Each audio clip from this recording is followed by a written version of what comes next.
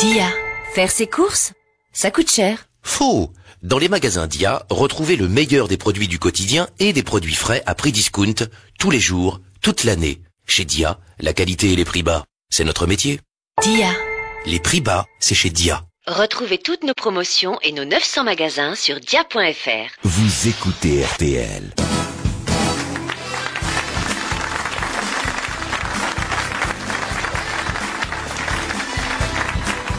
Bonjour, bienvenue et puis réjouissez-vous car dans quelques instants, notre invité d'honneur sera Georges Wolinski qui expose 50 ans d'impertinence drôlatique dans les librairies avant de les montrer à la Bibliothèque nationale de France. Voici vos grosses têtes. Pas plus raffiné qu'il n'en a l'air, mais toujours très délicat dans l'invective, Jean-Jacques Perroni. Bonjour. Directeur d'une PME spécialisée dans la démolition des politiciens, Jacques Maillot. Bonjour. Il s'est mis en société afin de ne pas passer la nuit tout seul, Bernard Mabille. Bonjour. Prototype du français moyen, rouspéteur et grognon, à qui on ne la fait pas, Philippe Chevalier. Bonjour. Patriarche d'une communauté caprine, Pierre Bellemare. Bonjour. Alors dites donc, ça continue, hein, les polémiques, les petites remarques acides sur notre président aux États-Unis. Ça démarre bien. Hein. Alors d'abord, il y a l'histoire de la cravate. Bon, dans Le Monde, qui est pourtant pas un journal très subversif à l'égard de la gauche, la dame qui assure la télévision dit « À quand David avec sa cravate ? On se dit que François Hollande va faire trop sérieux, voire carrément plouc. » Voilà. Bah, Et puis il y en a d'autres qui disent « Il a l'air d'un bourgeois ». Ah, c'est vrai que bon... Ouais. C'est vrai qu'il faisait un peu... Mais attendez, vous lui mettez cadre. un béret, une blouse grise, il fait chef de rayon pêche à la Samaritaine. Si, Je te signale que c'est fermé, la Samaritaine. oui, bon. Alors au BHV, ça. Oui, et puis que les poissons, on les attire pas avec la baguette, Non, mais avec des asticots. Alors, en Il plus... n'allait pas arriver avec un chapeau de cow-boy, quand même. En plus, alors, il est arrivé à la dernière réunion de l'automne, très importante, il est arrivé avec un quart d'heure de retard. Ah, c'est pas bien, ça. C'est-à-dire que tout a été commencé, un peu comme Philippe Chevalier, certains jours. Ouais. Ah bah c'est le point commun que j'ai avec Hollande. Voilà, Et les autres avaient pris la parole, et puis bon, il est arrivé, un peu gêné quand même. Et il a dit, ce qui était vrai, qu'il avait été retenu par un entretien avec le président polonais. Et c'est passé inaperçu. Sauf que, souvenez-vous, le président polonais a été le seul chef d'État à accepter de le reconnaître avant qu'il soit élu. Et de le recevoir. C'est vrai.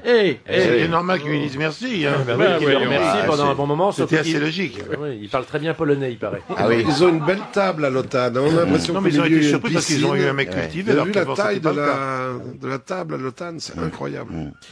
Le polonais en Corrèze, c'est très pratiqué. Oui, bah, Alors Valérie Trierweiler, elle s'organise, elle s'installe. Alors bon, on sait que, et ça c'est une lacune de la Constitution, qu'il n'y a pas de statut officiel pour la première dame de France. Mais il n'y a pas de Enfin, pour première lui faire dame. une statue bah, dès maintenant, il doit attendre.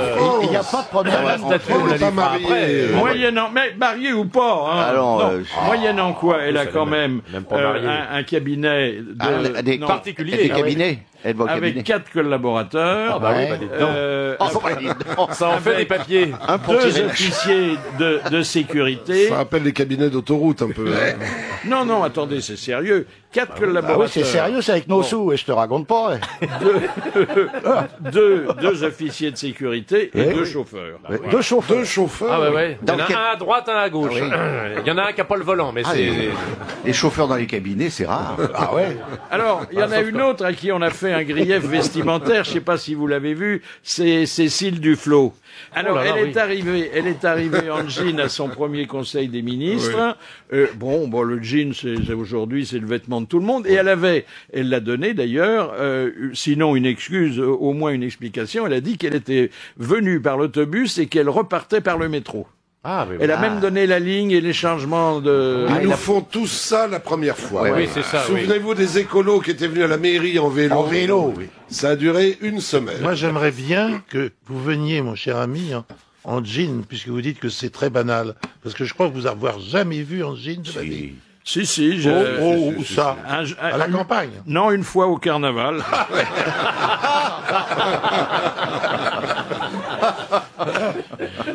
Et vous m'avez pas vu non plus. Je précise que je porte pas non plus. Et puis alors, dites donc, Madame Christiane Taubira, la nouvelle garde des Sceaux, qui est d'ailleurs bien sympathique. Oui, vous trouvez? Non, c'est une femme pas mal. Oh là là. Moi, La je la connais Taubira, un peu, je trouve qu'elle est pas mal du tout, puis c'est une femme de cœur. Vous avez vu, sa première sortie a été pour assister à Bercy à un match qui était disputé par des détenus. Bon. Et des gardiens. C'était la balle aux prisonniers, non? Oui, alors, attendez. Le plus drôle, mais pas le plus surprenant, c'est que à la fin du match, elle y a assisté de tout le temps, et c'était très bien joué, et c'était très encourageant. Elle a félicité tout le monde, sauf qu'il manquait un des joueurs, parce qu'il s'était évadé. Et maintenant, le coup de sang. C'est le coup de sang de Jacques Maillot. Alors, à peine était-il rentré de son voyage aux États-Unis que je suis allé faire mes courses au supermarché avec François Hollande. Vous savez qu'il adore ça. Il adore faire ses courses. On a pris un panier parce que s'il prend un caddie, il est obligé de vous parler à travers les grilles et c'est pas pratique. On a commencé par le rayon frais avec le fromage. Il a un gros faible pour les fromages à pâte dure.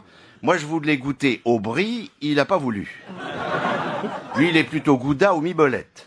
On a quand même pris un camembert. Avant, il prenait du Le Petit. Maintenant, il prend du Président. Après, on a pris de la Feta Light. C'est pour aider la graisse, qu'il m'a dit, et éviter la mienne. Il est marrant, hein, il est rigolo, Hollande. Ah, il touche pas au yaourt, il laisse ça à Strauss-Kahn. On a pris 2 Québécois du Périgord pour faire plaisir à Pierre Bellemare. C'est gentil, ça. Qui sont vendus groupés avec 2 livres de Pierre. Et puis on a pris une mode de beurre, du beurre des Charentes, par gratitude pour Ségolène qui l'a soutenu pendant toute la campagne, mais il m'a dit, vous mettez la mode sous les autres paquets pour pas agacer Valérie qui serait plutôt soupe au lait que veloutée à la crème.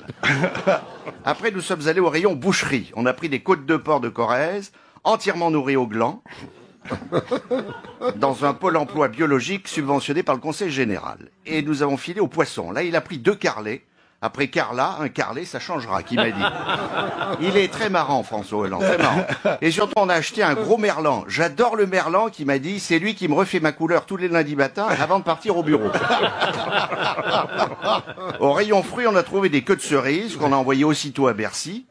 Et nous sommes directement allés au rayon surgelé où il a acheté un paquet de frites qu'il veut envoyer à Obama, des McCain, naturellement. On a surtout acheté pas mal de soupe en boîte, car il m'a dit, quand on devient président de la République, ceux qui vont à la soupe sont de plus en plus nombreux. Fadela Amara, François Bayrou, Martin Hirsch, enfin bref, tant d'autres. En revanche, on n'a pas acheté de farine. Il lui en restait du meeting du Bourget, donc il s'est souffert. Moi, je voulais acheter des croissants, mais François m'a dit, c'est pas la peine. Fabius ira me les chercher en pantoufles avec sa 2 chevaux Charleston. Il a l'habitude, il pourra même me rapporter des carottes râpées si j'en ai envie. Moi, j'ai acheté, sans lui dire, 2 paquets de boudoir, un pour Martine Aubry et un autre pour Jean-Vincent Placé. Et puis François a pris à l'intention de vous, Philippe, une petite tablette de chocolat au lait. Du chocolat poulain, parce qu'il m'a dit, quand on est socialiste, quand il y en a poulain, il y en a pour l'autre. Il est très rigolo, très amusant. En passant devant le rayon boisson, on a acheté un pack de lait de coco qu'on a envoyé à Mélenchon, à sa permanence d'Hénin-Beaumont, avec une boîte de vache qui rit couleur marine. Après, nous sommes allés aux produits beauté hygiène du corps. Il a pris du gel douche depuis sa remontée des Champs-Élysées, et s'il a du mal à se mettre dans le bain, il n'a pas de problème de douche. On a pris un tube de gel coiffant, fixation forte. Moi, je voulais prendre un brumisateur. Il m'a dit, j'en ai pas besoin, j'ai le toit ouvrant de ma DS5 qui fait ça très bien. Et puis au rayon papier toilette, on a pris 12 rouleaux de Moltonel triple épaisseur, car m'a-t-il dit, je veux bien mettre les doigts dans le cambouis, mais il y a des limites. Surtout, on a passé beaucoup de temps au rayon des produits d'entretien. Il m'a dit, j'ai un gros ménage à faire, il faut que je décape l'appareil de l'État qui a été recouvert de faux vernis en trompe-l'œil. Comme lessive, on a pris du génie. On sait jamais, ça peut déteindre.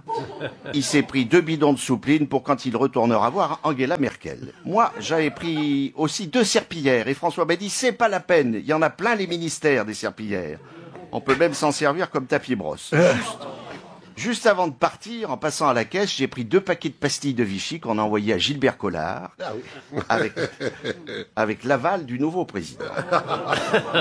Et puis lui, il a rajouté dans notre panier une belle plaquette de Bégon anti-cafard en me disant « Tiens, je vais l'offrir à Nicolas pour lui remonter le moral. » Et en sortant, j'ai dit à François « Bonne pioche, on a fait un beau marché, François, sauf que je me suis rendu compte qu'il n'y avait plus rien dans notre panier. » Il m'a dit « Mais ça, c'est normal.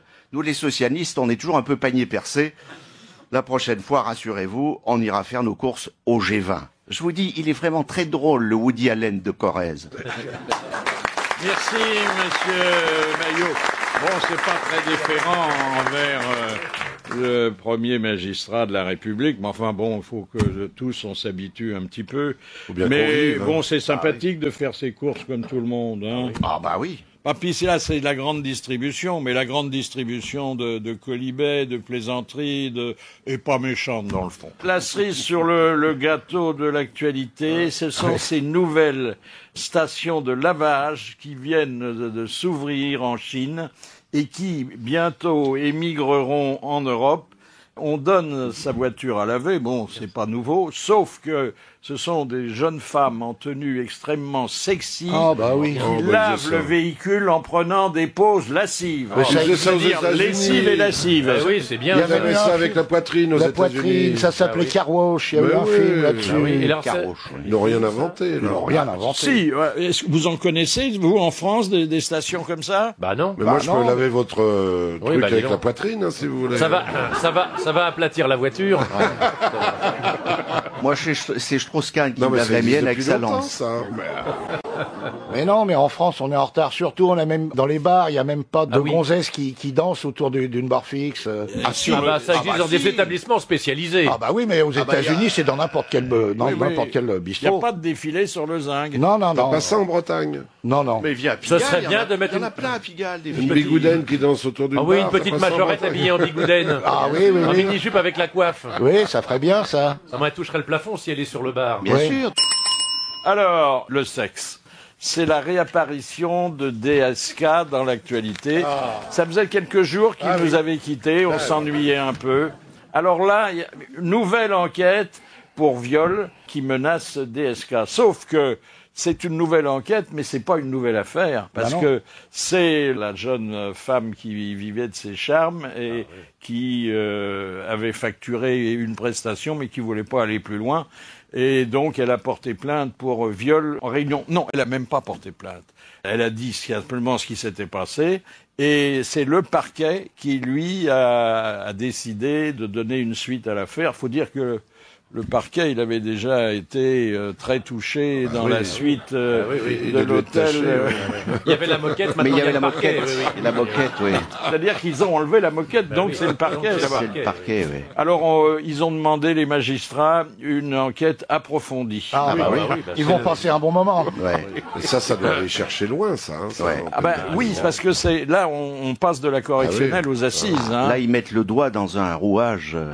Alors c'est le viol en réunion. Alors bon, en principe, on est toujours deux dans ce genre d'affaires, mais là il y avait des gens qui auraient pu intervenir. Qui regardaient. Qui lui ont tenu les poignets, vous savez, les fameuses poignées d'amour. Oui. Et puis, il y a une autre fille qui était là et qui a dit, mais non, elle n'a pas protesté, elle était d'accord. Enfin, toujours le doute, l'affreux doute. Ah, oui. Et puis, vous vous souvenez de Cindy Lee?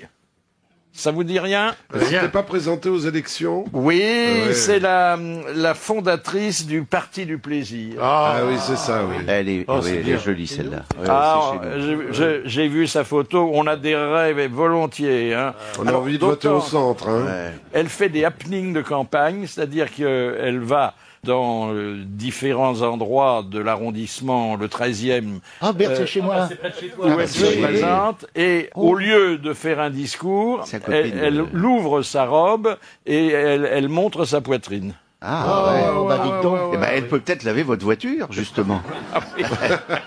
C'est dans le 13e. Vous n'avez pas les prochains rendez-vous là que j'y aille? C'est quelqu'un d'apparemment très ouvert, Tu feras un meeting? Oui. C'est une ancienne stripteaseuse, non? qui veut être prise au sérieux. Je préfère la prendre dans le vrai, moi. C'est curieux comme dans le sérieux, oui. Oui. Et moi, un petit coup dans le sérieux, c'est bizarre. Un invité surprise maintenant pour évoquer ce hameau, vaste hameau avec plus d'une vingtaine de bâtiments qui, après une longue attente, vient enfin de trouver preneur. Bonjour Bernard Guilhem. Bonjour Philippe Bouvard. Alors, je salue le maire délégué de Saint-Nicolas, Courbefy. Courbefy. Où est-ce que ça se situe exactement? Écoutez, c'est dans le sud de la Haute-Vienne, à la limite du Périgord, dans le parc Périgord-Limousin.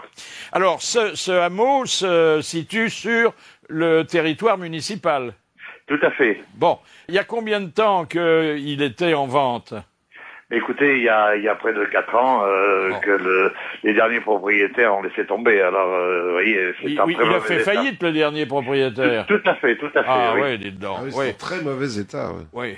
Alors, qu'est-ce qu'on peut faire de quelque chose d'aussi vaste? Quel est le... Écoutez, très honnêtement, vous voyez, là, je suis en train de visiter avec le représentant du nouveau propriétaire, et je ne sais toujours pas, c'est un artiste asiatique qui vit aux États-Unis. Qu'est-ce qui l'intéresse dans ce hameau? Je ne sais pas. Ils ne sont toujours pas dit.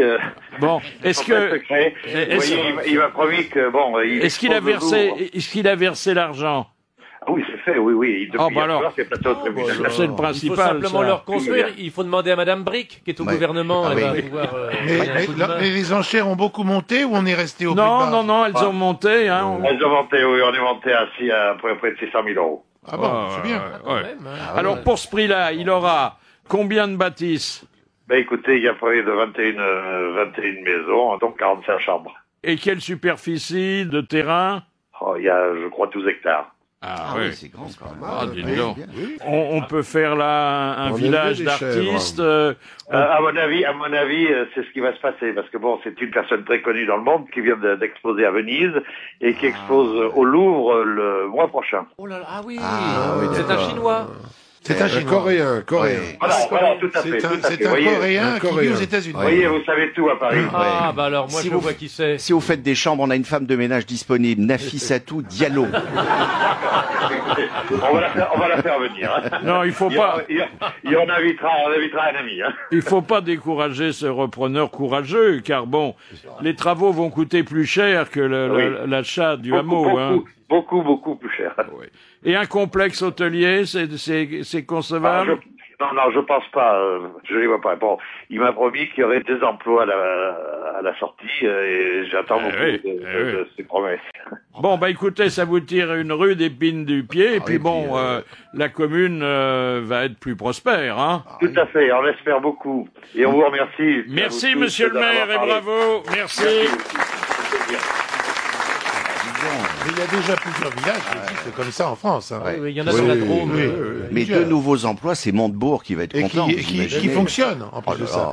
Montebourg, moi son titre me ravit. Hein. Ah oui, il est ministre du redressement productif. Ah oui. Ah oui. Il y en a un autre qui a... il y a des comprimés pour ça. C'est un peu comme Strauss-Kahn, hein, il était au redressement aussi. Mais attendez, il y en a un autre qui est quand même à la réussite scolaire, qui est absolument aberrant. Il y a l'éducation populaire réussite aussi. éducative. Réussite éducative, c'est ça. Comme si on allait faire un ministère de l'échec éducatif. Il y a un secrétariat d'État à l'éducation populaire aussi. Qu'est-ce qu'on t'apprend là-dedans, alors? Ah bah je sais pas. Éplucher les patates avec un économe. Alors, puisqu'on parle de ministre, il y a un ministre des Affaires européennes qui ne parle pas l'allemand. Il a un rendez-vous aujourd'hui avec Madame Angela Merkel et il a commencé à apprendre la langue de Goethe hier soir. Ah bah c'est bien, bah voilà. Alors Ça va être sympa. Oh, c'est formidable. J'invente rien. Ce qui est, alors là, on n'utilise pas les compétences parce que je vous rappelle quand même que le Premier ministre Jean-Marc Ayrault est professeur d'allemand. Ah oui, il parle couramment. Oui. Il parle le Merkel. Donc le temps qu'il aille en Allemagne en camping-car. On vient d'élire un nouveau président en Serbie. Il était assez inconnu, même de ceux qui votent pour lui, mais il est connu pour aimer chanter, aimer cueillir des champignons et distiller sa propre eau de vie. Voilà un gars il a pas que des défauts. Hein. Non, Bien sûr. Enfin, C'est fabuleux. une statistique, un Français sur 3 qui s'endort tout habillé devant la télévision. Ah oui, mais c'est parce qu'il a trop bu. Oui, c'est ça, il est un peu imbibé en Attends, général. si c'est à midi. Non, ce qui serait intéressant, c'est de savoir devant quelle émission il s'endort. Et à quelle heure? Oui, parce que c'est à midi, c'est normal qu'il soit tout habillé. Ah bah oui. Enfin, s'endormir à midi, hein, faut pas être brillant. Bah, il faut avoir un peu abusé sur le picrate. Oui, c'est ça, ouais. Ah, et puis alors, attendez, j'ai gardé pour la bonne bouche l'histoire du contrôle des élèves en fin de CM2. Ah, c'est bien. Alors c'est en fait une évaluation, on voit ce que l'élève a appris en matière de maths et de français notamment. Tout le monde est contre, sauf les enfants auxquels on ne demande jamais leur avis. Alors les professeurs quand même, eux, comme ils touchent pour cette évaluation une prime de 400 €, ils préfèrent qu'on le maintienne. Alors on l'a maintenu, mais en prévenant que ça ne servirait à rien, que les chiffres et les résultats de ces évaluations ne seraient pas communiqués à l'administration. Ah bah c'est bien.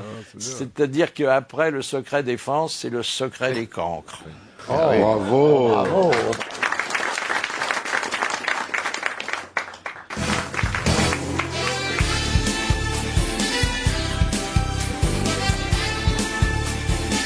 À mes côtés ont pris place aujourd'hui Jean-Jacques Perroni, Présent.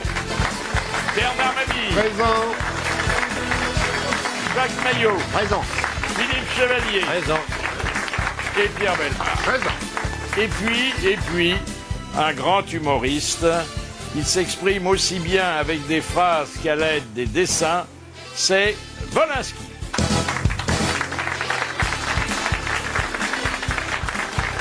Soyez le bienvenu, monsieur l'humoriste. Et asseyez-vous. Je trouve très solennel. Hein. Je suis sérieux. Enfin, vous êtes sérieux dans l'insolence, surtout. Hein. Vous êtes insolent ou impertinent? Insolent, plutôt. Oui, c'est le degré au-dessus. Hein. C'est-à-dire que je ne respecte rien, mais c'est le boulot d'un humoriste Oui. de ne rien respecter. Sauf son public, bien sûr. Sauf ce qui le fait rire. Et est-ce que, en faisant de vous une petite institution, la société n'est pas en train de vous récupérer? Oh, je m'en fous. Ils peuvent me récupérer, mais je crois pas, au fond. Ah bah si, attendez, vous êtes l'objet de toutes sortes d'honneurs mérités d'ailleurs, mais que souvent les humoristes refusent. Vous allez être bientôt accueilli à la Bibliothèque nationale de France. Enfin, vous allez de consécration en consécration. Alors, Vous parlez de ça? bah oui, un nanar qu'on consacre, est-ce que c'est encore un nanar? Vous pouvez pas refuser à Chirac de me donner une décoration, quand même. Ah, mais il y en a qui ont refusé. Oui, mais je trouve que c'est aussi con de le refuser que de l'accepter. Oui, alors autant l'avoir.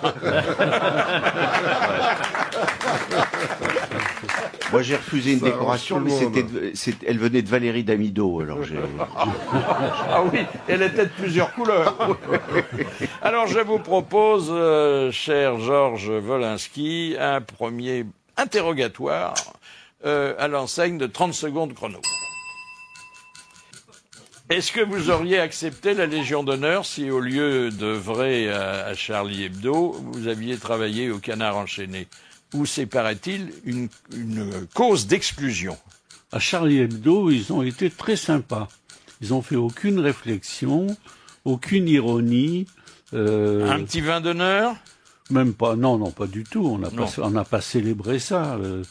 Et puis, ils ont considéré que non pas que je la méritais, mais ça les a amusés plutôt. Oui. Alors qu'au Canard enchaîné, on vous aurait exclu de la rédaction, hein? On m'a pas exclu, mais on m'a jamais embauché.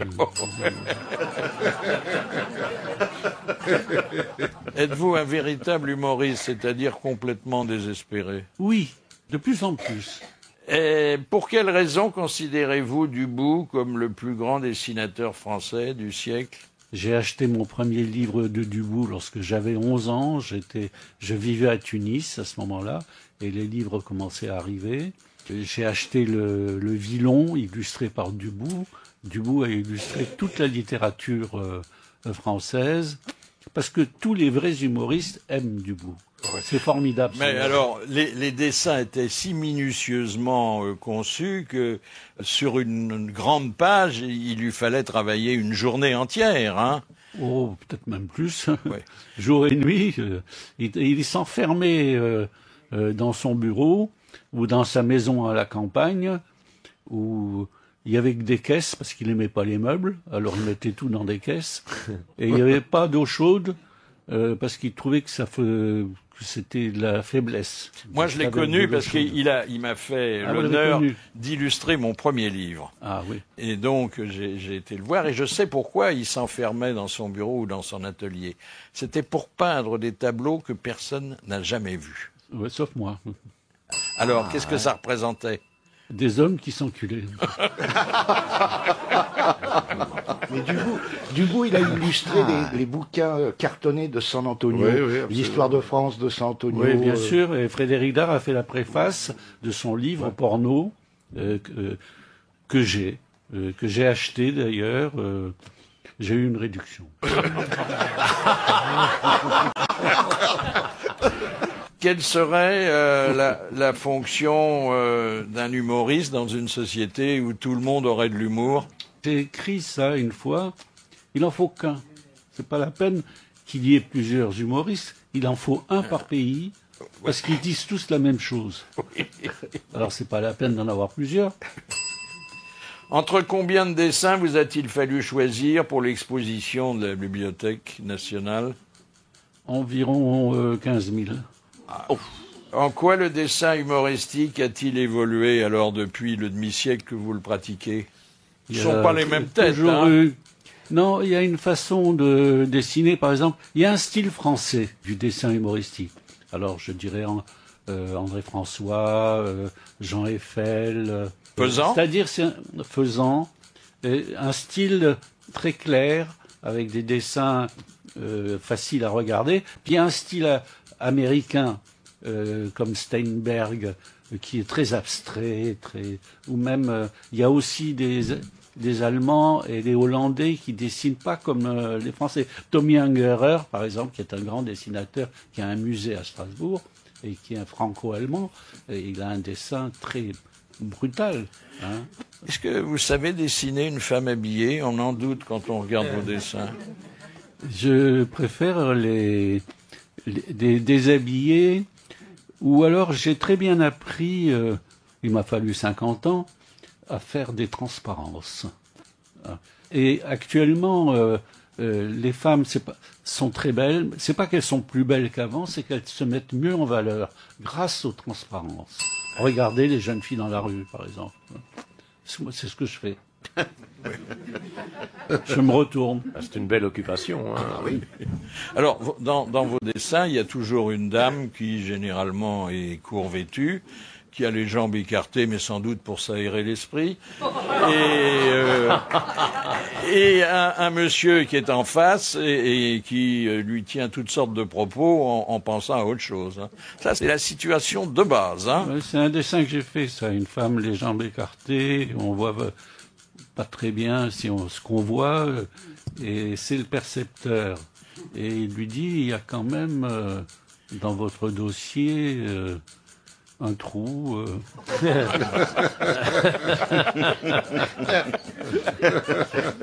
Eh ben, vous êtes des nôtres. C'était 30 secondes chrono.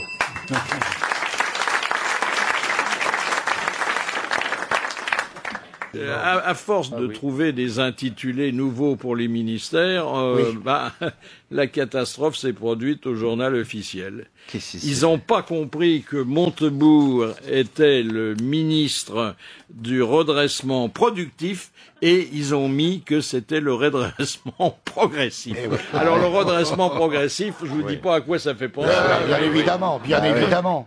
Ils auraient pu mettre, compte tenu du personnage, le redressement agressif. Ah oui, parce que Montebourg, ça fait pléonasme. Ah oui. En fait, c'est le ministère de la crise, quoi. Enfin, de la résolution de la crise. Non, en fait, c'est le ministère de l'Industrie. Oui, Mais ah bon, oui, comme il faut redéployer Comme il n'y a plus l'industrie, ben voilà.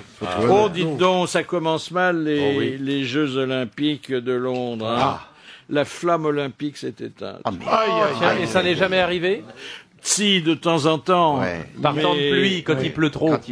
Alors, il y a un gars qui a pété sur le passage. C'est un coup de vent, Voilà, c'est ça, c'est un coup de vent. C'est pas Hollande qui la portait sur les Champs-Élysées l'autre jour, il pleuvait, hein. Non, alors là, c'est uniquement la balade en Angleterre, qui va durer d'ailleurs pendant 5 semaines jusqu'à l'ouverture des Jeux. C'est une grève de Compagnie du Gaz. Alors, heureusement, il y a des auxiliaires qui suivent, avec de quoi rallumer tout de suite la torche, ou bien si la torche a été abîmée, avec des torches de remplacement. C'est ce que fait la grande Lulu, elle surveille la torche et elle vous la rallume. Mais ils vont courir pendant 5 semaines autour de l'Angleterre? Oui. Ah oui. Ben, ils avaient déjà fait un joli c'est voyage. parti de Grèce, hein. Alors, ce qui est curieux, c'est que dans le même temps, et alors que la promenade de la flamme n'est pas terminée, il y a des petits malins qui mettent sur la toile en vente des torches. C'est des gens auxquels on va donner, parce qu'ils anticipent des torches qui seront chargées d'allumer, qui la vendent à des amateurs de souvenirs olympiques. Il y a bien des crétins. Les escrocs. On fait flèche de tout bois, hein. C'est joli comme expression. Oui, c'est une expression jeune. Jeune, oui. En tout cas, Qu'est-ce que tu fais d'une torche? Tu la mets au cabinet? Oui. elle a été allumée Ça chauffe la miche, hein. à Olympie, dans la grande tradition. Ils ont que ça à foutre, les Grecs, en ce moment, d'allumer la flamme. Mais qu'est-ce que tu veux, c'est les Jeux Olympiques, c'est tout un symbole, hein. C'est la vérité. Hein. Les touristes boudent la Grèce. Ils veulent pas aller là-bas, alors que bon... Mykonos, on y allait reculons, déjà. Mais en même temps, ceux qui y sont, ils y restent, hein. On leur dit vous partez, ils disent non. Pourquoi les touristes, ils allaient en Grèce pour voir des ruines? Eh ben, il y en a. Il y en a un peu plus. Puis la vie doit pas être chère. Non, il paraît que c'est Athènes, parce que les îles, c'est toujours une destination. C'est surtout Athènes. Qui est touché, oui. Il paraît que c'est en train d'empirer. Quand tu vois la pollution à Athènes, t'as pas tellement envie d'y rester. Ils ont remplacé, maintenant c'est l'Acropole Emploi là-bas.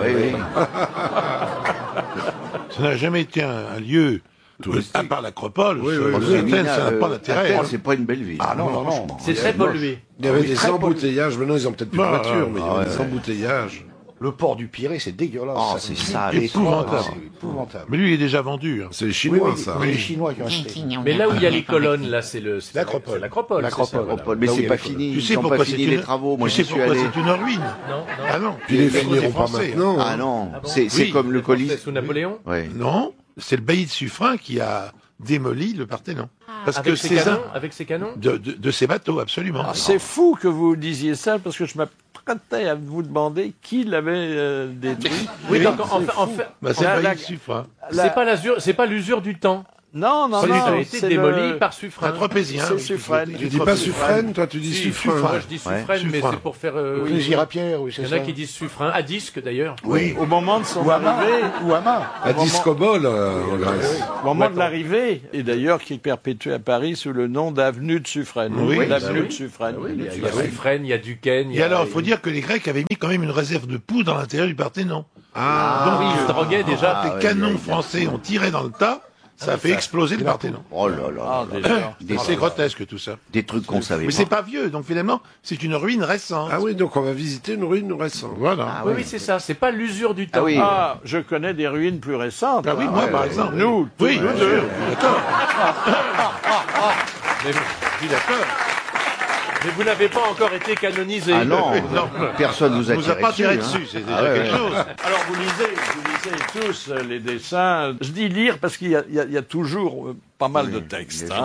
Vous êtes un éditorialiste en même temps qu'un humoriste. J'écris de plus en plus, c'est peut-être pas très bien. Est-ce que le fin du fin, c'est pas le dessin sans légende? Voilà, ça a été la mode quand j'ai commencé dans ce métier. Il y avait Bosc, il y avait Chaval. Non, Bosc écrivait, mais il y avait Chaval surtout. Et puis il y avait Sampé. Et je vais vous faire entendre Sampé qui évoquait ici son premier dessin paru dans la presse. C'était un peintre, un artiste peintre, qui était devant une toile, vous allez voir, ça va être une catastrophe, qui était devant une toile qui représentait une feuille de vigne, et dont la légende était, c'était lui qui parlait, c'est abominable. Vous pouvez vous rhabiller, mademoiselle. Ah, le premier dessin, c'est toujours émouvant. Hein. Vous vous souvenez du vôtre? C'était dans Rustica. Je faisais des dessins qui s'appelaient La trouvaille d'Amédée. Et Amédée, c'est un jardinier qui faisait des trouvailles. Alors, pour le reste, bon, votre matière préférée, c'est la politique, et ceux qui en font, ben, comme Péroni, comme Babi, comme Maillot, comme Chevalier, comme Bellemare et comme moi, hein. Les hommes politiques sont intéressants à suivre, à regarder, à épier. Moi, je regarde la télé, je lis les journaux. Hollande va vous inspirer autant que Sarkozy? Oui, il est rigolo, Hollande. Et puis... Qu'est-ce qui vous fait rire chez lui? Sa démarche... Et il se tient très droit. Et puis, il a réponse à tout quand même. C'est un homme intelligent. Et puis, il a une belle nana. Il a travaillé pas loin de moi à Match. Ah oui. Ouais. Je la connaissais. C'est une très jolie femme. Enfin, elle n'est pas pour la transparence. Elle est encore très habillée. Hein. Il faudrait peut-être que vous lui conceviez une robe. C'est possible, je pourrais la dessiner autrement qu'elle est. Oui. Une robe en tulle. En tulle. Je vous propose un petit match de tennis. Et je vais demander à Jean-Jacques Perroni de bien vouloir en assurer l'arbitrage. Ah, il a l'air guilleret. Ah, il est content. Hein. On dirait qu'il va au piqué.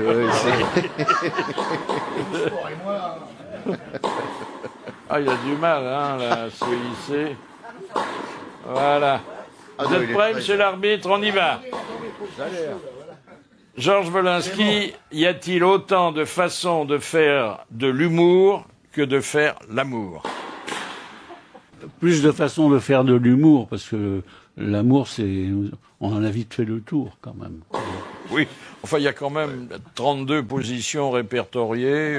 Oui, puis si la femme est grosse, c'est ouais, long. Oui, il y a plusieurs hôtels, le Sofitel, le J'ai fait un dessin dernièrement, et c'est une fille qui raconte un homme. Alors, j'ai rencontré un type, il m'a tout de suite sodomisé, ensuite, il m'a embrassé, et puis il m'a caressé les seins, et finalement, il m'a dit comment vous appelez? Alors j'étais furieuse parce que j'aime bien qu'on fasse les choses dans l'ordre. Alors, un point pour Philippe, et pour une excellente question, et 2 points pour Wolinski, qui ne nous a pas déçus. Non, ça résume bien la carte du tendre, hein. Est-ce que c'est en raison de votre première vocation pour l'architecture que vous aimez les femmes bien bâties? Parce qu'elles sont solides, hein. Ma femme, c'est mon bonheur. Je me lasse pas de la regarder tellement elle est gracieuse, elle est jolie, et en plus, elle a des jolies copines.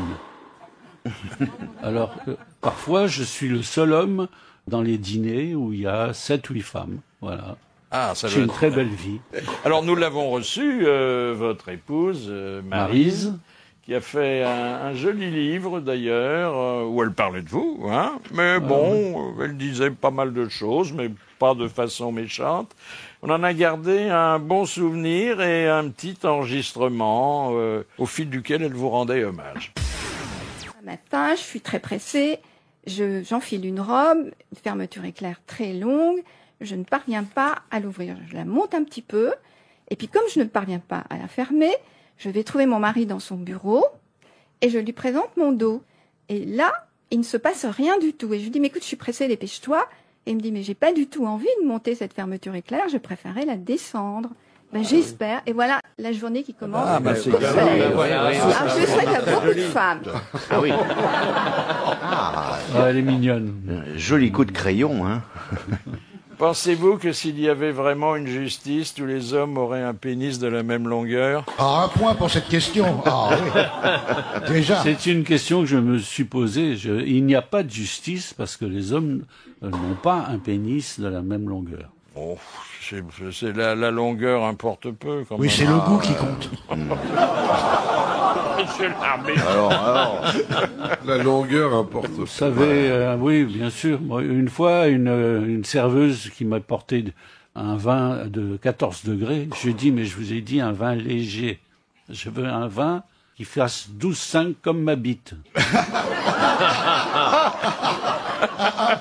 2 points pour Balasky. Voilà une jolie façon de commander à boire, monsieur Perroni. Oui, oui. Oh, dis-donc. 12,5 comme Quand vous commandez un Armagnac. Quelle différence faisiez-vous naguère entre les filles bien et les salopes? Je n'ai jamais connu vraiment de salope. Oui. Bah, est-ce que vous distinguez pas aussi les filles comme il faut des filles comme il en faut? J'ai connu que des filles bien. Eh ben, un point pour vous, Philippe, pour cette question qui nous ramène toujours au sesc. Bon, ben là, on va pas en sortir, hein, je vous avertis. Hein. Est-ce que vous êtes phallocrate, misogyne? Maryse dit que je suis phallocrate souvent. Hein. Mais je pense qu'il faut donner plus de liberté aux femmes. Donc, je suis pas vraiment un phallocrate. Mais comme je suis né à Tunis et que là-bas les hommes sont assez phallocrates, j'ai pu être quand même influencé et au début ne pas penser à certaines choses qui me paraissent évidentes aujourd'hui. Un point, parce qu'il n'y a pas de raison d'avoir honte. Vous vous moquez beaucoup de DSK. Est-ce que vous n'êtes pas aussi libertin que lui? Oh non. Non, ce qu'il fait, j'aurais jamais osé quand même. Ah, osé. Vous auriez bien peut-être voulu, mais pas osé. Ben, je le fais dans mes dessins. Voilà. Hein. Je le fais dans mes dessins et puis j'ai jamais eu besoin de forcer des femmes à faire ce qu'elles n'ont pas envie de faire. Elles venaient volontairement, quoi. Ou bien alors, elles venaient pas. Ou alors, quand j'étais jeune, j'allais aux putes. Ah bah voilà. Ah bah un point. Oui, mais alors, c'est ce qu'on reproche aujourd'hui, paradoxalement, à DSK. Enfin, c'est de pas les avoir payés lui-même. Il n'y a peut-être pas d'argent sur lui. Bah oui. Pourtant, il a du liquide. Hein. Enfin, c'est quand même un beau tempérament, non? J'ai pas une grande admiration pour lui. Est-ce par galanterie que vous écrivez « Je n'oublierai jamais les femmes que je n'ai pas eues et pourtant il y en a plus que celles que j'ai eues ». Un point d'office. C'est vrai, oui. Statistiquement, hein, ça devait arriver. Je fais un peu le malin, là. Bah oui. C'est Jean Carmet qui racontait souvent qu'il avait fait des propositions à des créatures sublimes qui lui avaient dit « casse-toi minable » et il ajoutait encore un sublime. Est-ce que votre épouse continue à prendre des notes sur votre comportement? Je ne sais pas. Je ne regarde pas par-dessus son épaule quand elle... Enfin, vous sentez bien quand elle vous observe d'un œil critique, hein? Oui, mais moi je prends des notes sur elle, parce qu'elle a une façon marrante de parler, alors quand elle dit un truc marrant, je le note. Est-ce que vous pensez à votre propre couple quand vous dites « on peut très bien vivre heureux avec une femme malheureuse » Oui, alors là, encore un point. Hein. Ça peut m'arriver, parce que... Parce que vous êtes un égoïste, dans le fond. Non, parce que les femmes sont malheureuses. Elles ont l'habitude d'être malheureuses et elles l'ont toujours été. Parce que les hommes ont toujours profité de leur situation et c'est pas facile aussi de rendre une femme heureuse. Elles pleurent, les femmes, quand elles sont heureuses et quand elles sont malheureuses. En plus, quand la femme s'appelle Madeleine... Il faut s'accrocher. Bon, alors la femme est faite pour être malheureuse. Pour pleurer. Pour pleurer, oui. Donc il ne faut pas la rendre heureuse, ça la traumatiserait. Bien sûr. Un point pour vous, Philippe. Il y a un danger. Que signifie les femmes, c'est comme le cigare, c'est le premier tiers qui est le meilleur. Ça, c'est tout à fait... Oui, j'ai écrit ça, oui. C'est pour faire rire les femmes que je dis ça. Hein. Vous savez, un bon humoriste, il fait rire les femmes. Et c'est comme ça qu'on reconnaît qu'il a un certain talent. Oui, il faut savoir faire rire les femmes. Ah bah, je mets un point à Wolinski parce qu'il me rassure. C'est le premier public. Est-ce qu'on peut pas faire rire les femmes également en les chatouillant? Je veux dire, on n'est pas obligé de faire des dessins, hein. Oui, mais je suis payé pour mes dessins. Oui, vous ne seriez pas payé pour les chatouiller. Non, chatouiller, c'est pas... Oui, oui. Les Français aiment, dites-vous, les fromages qui sentent mauvais et les femmes qui sentent bon. Il y a une contradiction, là? C'est un peu vrai, hein? Oui. Ah non, mais attendez. Ça évite de confondre. Oui. Quand je... On n'imagine pas une femme qui se parfumerait à l'époisse, bah par oui, exemple. Oui. Vous n'avez pas couché avec un Munster, Philippe, quand même. Les femmes ne sentent pas le fromage, hein, ça c'est sûr, j'ai bien reniflé. Est-ce que c'est parce que l'éducation a fait des progrès qu'aujourd'hui les jeunes savent qu'il faut bouger avant même de bander? Je cite, hein, je cite. Ah là, vous parlez d'une histoire de ma vie. Oui. C'est mon dépucelage. J'habitais Briançon et il y a une jeune fille qui riait chaque fois que je passais. Ça, c'est bon signe. Quand une femme rit, ça veut dire quand même qu'elle... On a le premier tiers. Elle attire l'attention. Ouais. Finalement, elle a accepté de venir dans la chambre d'un ami et elle s'est déshabillée. J'étais paniqué parce que... Elle non plus. Non, elle avait un énorme triangle poilu et ça me paraissait bizarre, quoi. Je savais pas que c'était comme ça. Les Bermudes. Hein. Je lui mets un point à Wolinski parce qu'il m'excite là, en ce moment. Pourquoi vous aviez pas fait de géométrie à l'école? Ben non, j'avais jamais vu. Si, j'avais vu une fois dans un hammam. Parce qu'à 9 ans, on m'avait amené au hammam avec mes tantes et mes cousines. Alors j'avais quand même vu. Ouais. Bon, alors je me retrouve avec cette jeune femme. Donc le triangle vous a traumatisé. Oui. Ça m'a pas aidé, mais surtout que j'ai cherché partout où me mettre. J'arrivais pas à trouver. Ah, oui. Il y a la fois un GPS. Faut dire que la signalétique est pas au point. C'était un peu confus. Oui. Et finalement, j'ai trouvé et j'ai senti quand même un grand bonheur. Hein, c'était bien. Et j'étais là, tranquille. Et c'est une Marseillaise. Elle me dit, mais tu ne bouges pas? Personne ne m'avait dit qu'il fallait bouger. Mais heureusement, j'étais jeune, j'ai pas attendu longtemps. Hein. Oh, ça vient naturellement après. Où en sommes-nous, monsieur l'arbitre? Nous en sommes à 6 pour vous, Philippe, et 11 pour Wolinski, pour ce moment de bonheur frais.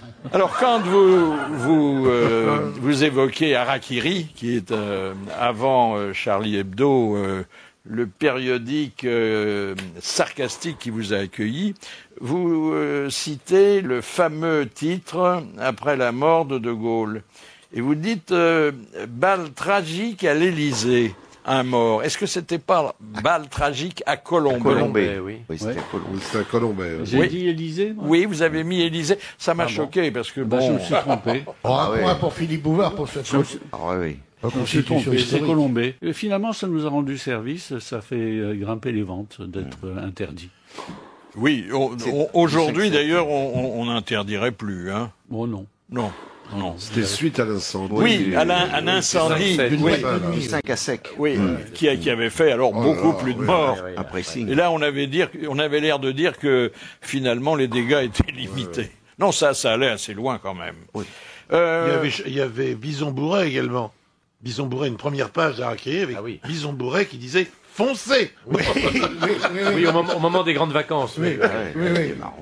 Vous avez un parcours quand même qui est un peu sinueux, mais bon, intéressant, hein, parce que bon, vous commencez à Rustica, puis vous passez à l'Humanité, puis... Ah non, c'est beaucoup plus tard. Oui, non, mais je résume, parce qu'on n'a pas beaucoup de temps. Je suis passé de Rustica à Harakiri, carrément.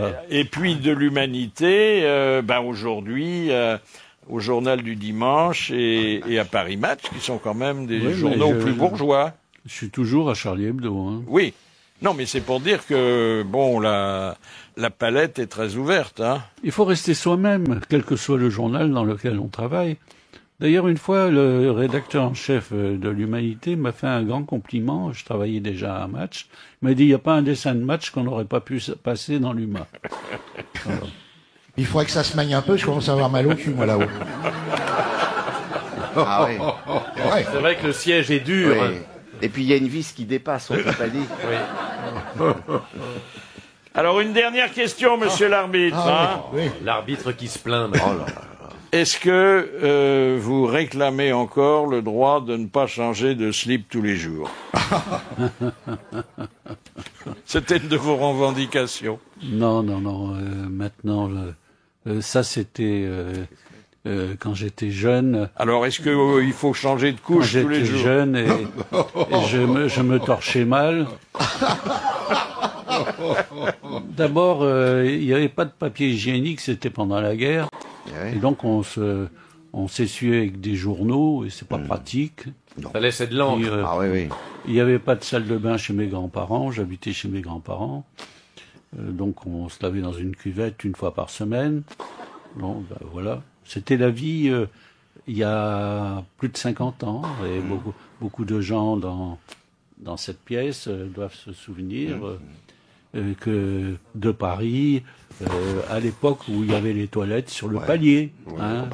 Là, il y en a qui ont connu le 19e siècle. On allait chercher ça, l'eau à on la l'a connu, et maintenant, avec des bros. Maintenant ça a changé. Bien sûr.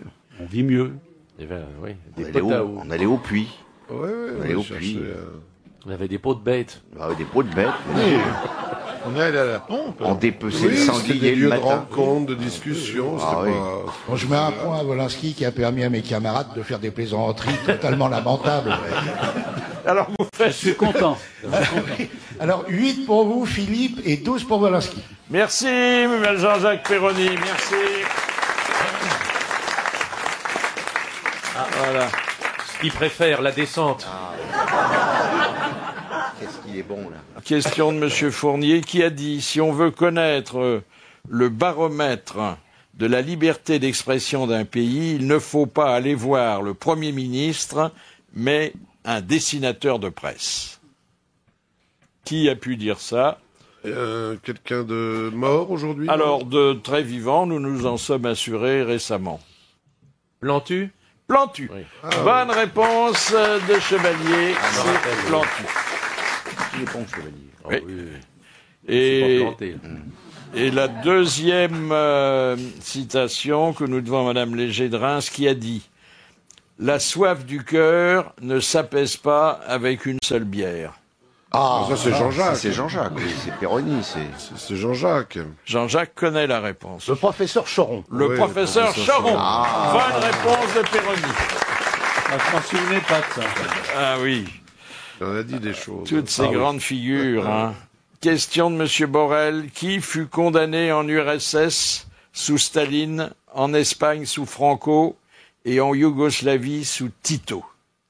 Un dessinateur? Non, un personnage emblématique.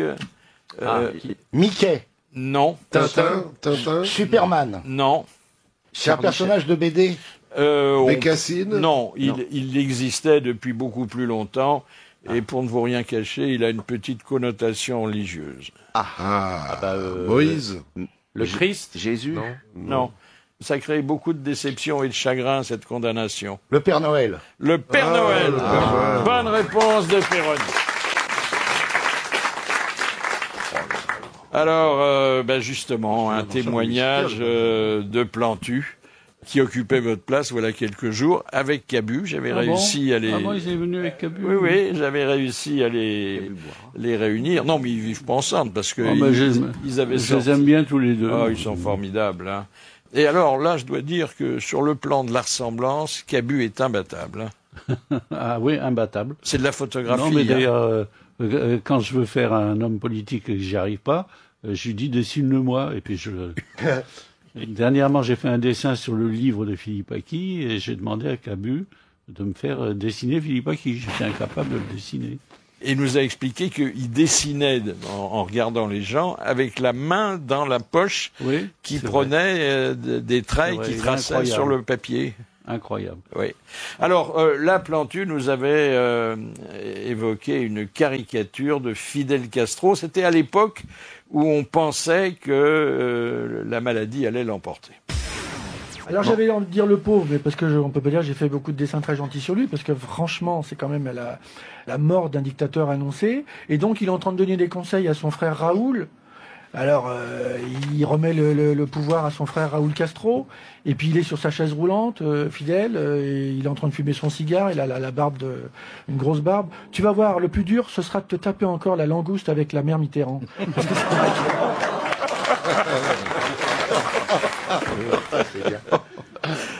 En plus, c'est inattendu, hein, c'est vraiment une vision très particulière. Est-ce la liberté ou les mœurs qui vous ont fait apprécier Cuba? Pas vraiment la liberté. Pas la liberté des mœurs, alors? Non, j'ai aimé ce pays, j'ai aimé sa musique, j'ai aimé les gens, et j'ai voulu les aider. On a créé une association qui s'appelle Cubatie France, avec des amis, beaucoup de syndicalistes aussi. Et vous avez rencontré Fidel Castro?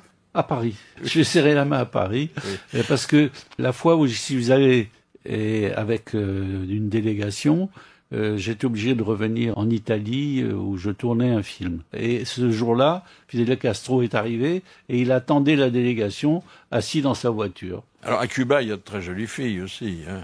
Oui, bien sûr. Il faut comparer Cuba aujourd'hui à ce qu'était Cuba lorsqu'il était un bordel. Un bordel fréquenté par des touristes américains, tout ça. Alors, on peut faire la différence et se dire que malgré leurs problèmes, il y a une amélioration. Et surtout, ces derniers temps, il y a une liberté qu'ils n'ont jamais connue avant. Question de M. Borin. Pourquoi les municipalités japonaises ont-elles fourni des balais à manches raccourcies aux employés chargés de nettoyer les rues? Parce qu'ils sont petits bras. Pour pas s'endormir dessus, pour ne pas s'appuyer dessus et faire une petite sieste. Oui. Bonne réponse de Perroni. Ça, on devrait faire ça chez nous pour les gars de la DDE. Ça, c'est cruel, ça. Vous connaissez la blague, les gars de la DDE, ils embauchent à 8h du matin, ils montent dans la camionnette, ils se barrent, ils font 20 bornes, ils arrivent sur les lieux de boulot, et il y en a un, il fait « Chef, putain, on a oublié les pioches et les râteaux. C'est pas grave, vous appuierez sur la voiture. » Question de Madame Léger. En ex-URSS, qu'appelait-on un sadmizat? Ah, c'était un tract affiché au mur. Ouais. Comme un Dazibao en Chine. Ah oui. Oui. Ou bien d'une façon plus générale, parce qu'il y avait une affiche politique. Un oukase. Oui. Ou bien tout ce qui était contre le gouvernement. Voilà, tout ce qui était condamné par la censure et qu'on étalait quand même un peu partout. Eh bien, c'est une bonne réponse collégiale. J'ai lu Wolinski, ou je l'ai relu parce qu'il y a beaucoup de choses que je connaissais, et souvent c'est très poétique. J'aime l'amour, j'aime pas la tendresse. J'aime l'huile d'olive, j'aime pas la crème. Je dis pas toujours ce que je pense. Hein. J'aime l'ombre, j'aime pas les femmes bronzées. J'aime la chanson, j'aime pas Jacques Brel. Vous aimez pas Jacques Brel? Ah non, je n'ai jamais beaucoup aimé. Non. Je trouve un peu grandiloquent. J'aime la lecture, j'aime pas les écrivains. C'est souvent le cas. Hein. Oui, mais là on est un peu d'accord. Hein. Seulement ça, est-ce qu'il y aurait de la lecture sans écrivain? J'aime la sieste, j'aime pas la grasse matinée. Ah, je fais la sieste tous les jours. Ça n'a rien à voir. Oui. Moi, j'aime les deux. Moi. Ouais. Ah oui, moi, quand je me lève à midi, je me recouche à midi et demi. Ah bah oui, parce que... Non, je me lève tôt parce que je travaille bien le matin. Mais la sieste, c'est un moment privilégié. Oui. Hein. Ah, j'adore. Et puis on dort mieux quand on sait que tous les autres travaillent. Ouais. Oui, c'est vrai. Et puis après un bon repas, on peut aller jusqu'à l'apéritif du soir. Voilà, ça nous amène à l'heure de l'apéritif, gentiment. Ouais. Avant d'aller se coucher. Ah oui. Une bonne j'aime la télé, j'aime pas les reality shows. Les artichauts. J'aime le dimanche, j'aime pas le samedi soir. Ben, je sors jamais le samedi soir. Ah, c'est dur. Hein, c'est très dur. J'aime le fric, j'aime pas la richesse. J'aime pas les riches, mais j'aime l'argent. Il n'y a que l'argent qui aide à oublier qu'on n'est pas riche. Hein. La possibilité de dépenser. Voilà. J'aime le sexe, j'aime pas l'érotisme. Pourtant, vos dessins sont érotiques. Hein. Je préfère parfois la pornographie à l'érotisme. Il n'y a plus de mouvement, évidemment. J'aime le silence, j'aime pas les cris. J'aime le théâtre et j'aime pas les pièces qui durent plus de 2 heures. Il y en a de moins en moins. Ouais. Ah bah vous vous trompez. Ah oui. Il y en a de plus en plus. Dans les subventionnés, ça dure très longtemps. Ah oui, dans les Maryse subventionnés. m'a traîné à une pièce qui durait 4 heures. Oh. Mais finalement, j'ai trouvé ça pas si mal. Hein. J'aime les femmes, j'aime pas les jeunes filles. C'est-à-dire que bon, vous voulez que quelqu'un d'autre se soit chargé de l'inauguration. Non, mais ça ne m'intéresse pas d'inaugurer. Ouais. J'aime les jeunes filles, c'est-à-dire j'ai des jeunes filles puisque je suis grand-père. Et j'adore les regarder, je les trouve gracieuses, jolies, mais enfin, je n'aime pas sortir avec une jeune fille, je préfère une femme. Bah, peut-être parce que, bon, à l'âge que vous avez atteint, on se moquerait de vous, on se poserait des questions, même si vous les présentez comme vos nièces. Eh ben, vous avez tout compris. J'ai vécu ça quand j'avais votre âge.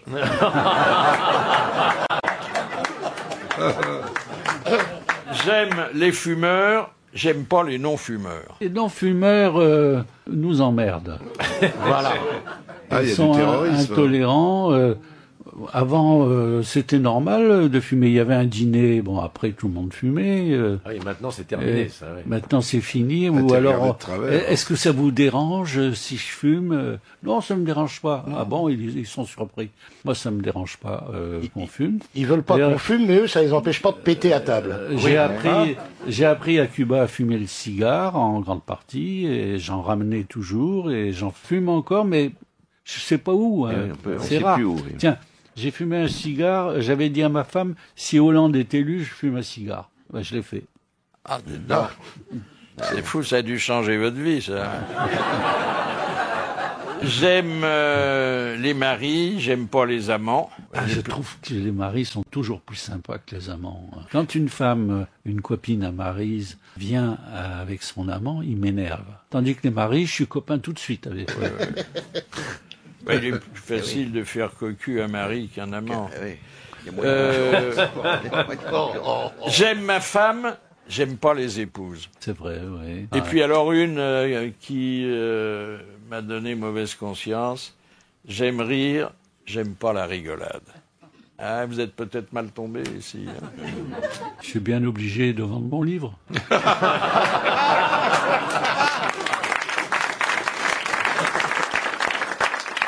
Ah, un invité surprise que nous connaissons bien, que nous voyons trop rarement parce qu'on l'apprécie beaucoup, c'est François Morel. Bonjour François Morel. Bonjour Philippe Bouvard. Alors, je vous appelle parce que on voulait vous féliciter pour vous être solidarisé avec les grévistes du Crazy Horse Saloon. Surtout que ça a été efficace. Oui, au bout de 2 jours, on a remonté leur salaire. Qu'est-ce que vous aviez fait en signe de solidarité? J'avais fait ma chronique entièrement nue. Ah oui, ce qui à la radio est osé, hein. Ah ben, vous savez que maintenant la radio est visuelle puisqu'on peut regarder les chroniques. Ah oui, je suppose vos émissions. Ça fait du buzz, hein. Sur Internet. Ça fait du buzz. Ah oui, j'ai buzzé, hein. Ah oui. Est-ce que dans le studio où vous vous trouviez, il y a eu une affluence exceptionnelle? C'est pas passé inaperçu, bien sûr. Hélas, non.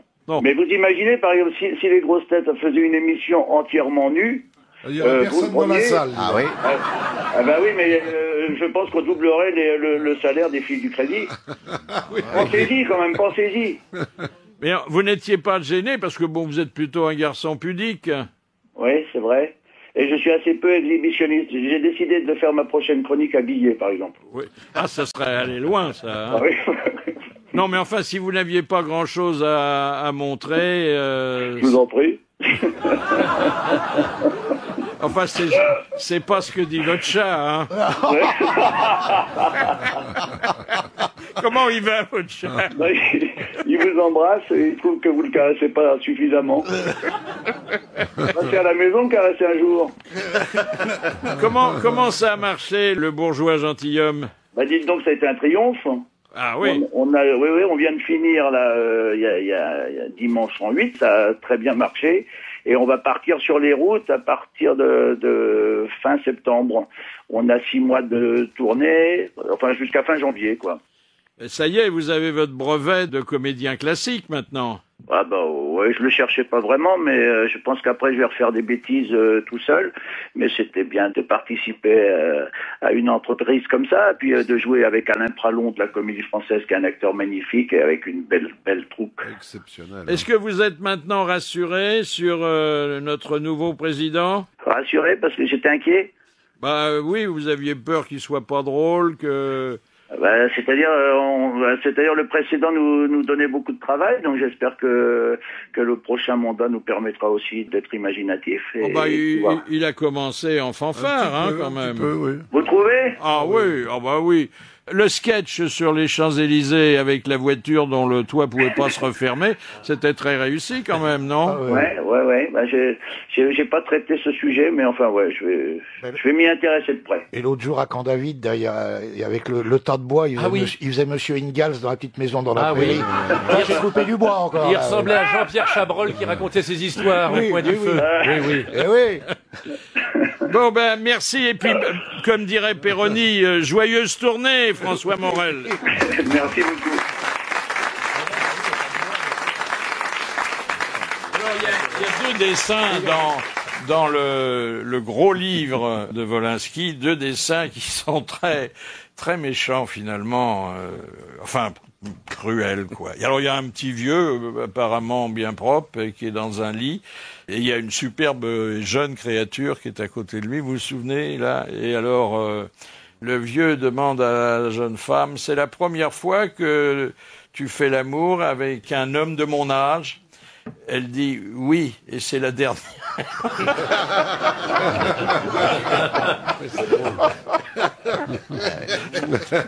Puis il y a 2 types qui parlent, il y en a un qui dit j'ai essayé de coucher avec ta femme, mais il y avait la queue. Et l'autre répond pourquoi tu ne couches pas avec la tienne, il n'y a jamais personne. Alors ça, c'est un russe. J'ai fait ce dessin pour un livre d'histoire russe. Non, mais vous excusez pas, c'est très drôle et on aime bien. J'explique un peu quand même. Oui. Est-ce que vous trouvez que la mort a disparu? Qu'on l'occulte tellement que on se demande si elle existe encore? Non. C'est pas mal qu'on la voit moins, on y pense moins, non? C'est-à-dire que maintenant, on meurt plus chez soi, on meurt... c'est caché.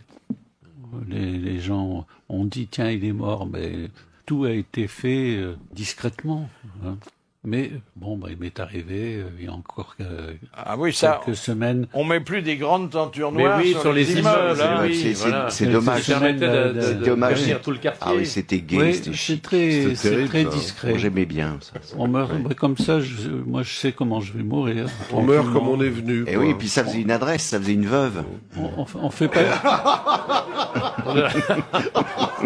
Oui, il fallait simplement demander le numéro de l'étage à la concierge. Je demanderais Madame Poignet.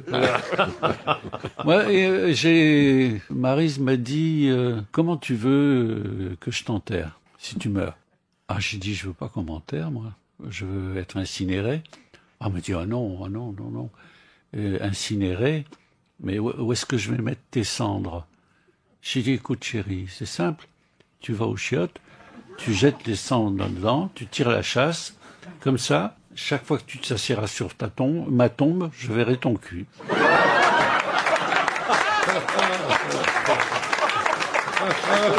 Comme dernière volonté, hein.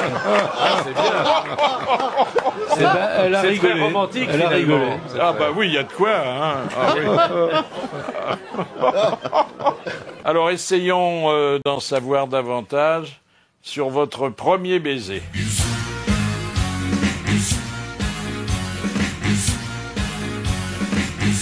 Vous vous souvenez? Oh oui, bien sûr. C'est important, un premier baiser. La bouche d'une femme, quand elle vous l'offre, quand elle se laisse embrasser, comme on dit, c'est un souvenir inoubliable. Et moi, ça m'est arrivé avec une copine de classe, tout bêtement. Elle me plaisait. On a décidé de se voir. On se promenait sur sur un chemin de montagne, parce que à cette époque-là, j'habitais Briançon. Et puis, une impulsion, un courage, brusquement, m'a pris, alors que je tremblais de trouille. Je l'ai embrassée. Ah, elle m'a dit, tu as bien fait. Ça s'est bien passé. Ça s'est bien passé. Et après, j'ai fait que ça pendant des mois.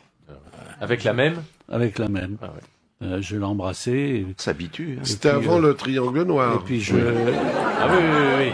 Je touchais aussi un petit peu son soutien-gorge à baleine, qui était en béton, vraiment. Ah oui, Les filles avaient des soutiens. Oui, c'est des baleines à l'époque. J'osais pas. Elles étaient un peu jaunasses. J'osais pas faire C'est long. Et vous vous souvenez, elle avait un vélo, non? Oui, elle avait un vélo et ça m'avait... je trouvais ça excitant. Et vous, les sacoches? Elle soulevait sa jupe et s'asseyait sur sa culotte sur la selle. Quoi. Ah elles font tout ça sur les Vélib. Oui. Ah non, elles mettent leur jupe. Dans Paris, il y a des jolies... Ah oui, elle mettait la jupe par-dessus la selle. Elle mettait la jupe par-dessus la selle. Non, maintenant, elles ont des jupes minuscules, des pulls qui montent très haut, ce qui fait qu'on voit la naissance de leurs fesses. C'est drôlement ça qu'il y a de plus en plus de voitures qui suivent les vélos dans Paris, j'ai remarqué. Ça doit être pour ça. Mais il y a un paquet de cul, j'aimerais pas être à la place de la selle, grand-mère. On assiste beaucoup de naissances de la selle, mais on nous demande jamais d'être le parrain. Dernière citation de Monsieur Romain de Nice qui a dit « Je ne suis ni dessinateur, ni peintre. Mes dessins sont de l'écriture, dénouée et renouée autrement. » Sans paix.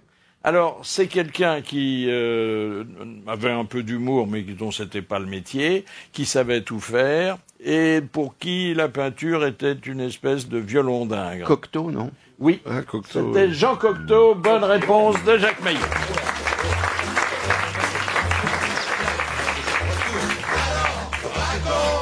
Alors, pardonnez-nous, Wolinski, mais généralement, on sacrifie à la rigolade avant de se quitter, et sous la forme d'une histoire. Celle-ci est envoyée par Monsieur Robert de Mougins, et c'est Pierre Bellemare qui va la raconter.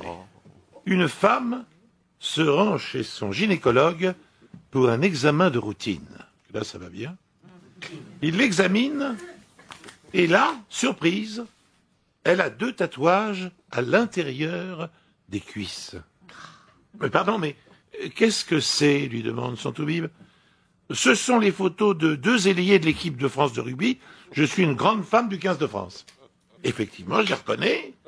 Puis-je vous demander une faveur? Allez-y, docteur, je vous écoute, répond-elle. Je suis moi aussi un grand fan et je suis très superstitieux. Puis-je les embrasser? Un peu gênée, la jeune femme accepte malgré tout. Aussitôt, le gynécologue s'exécute, smack à droite, smack à gauche. Ce sur quoi la jeune femme le regarde dans les yeux et lui dit « Et alors, on oublie Chabal ?»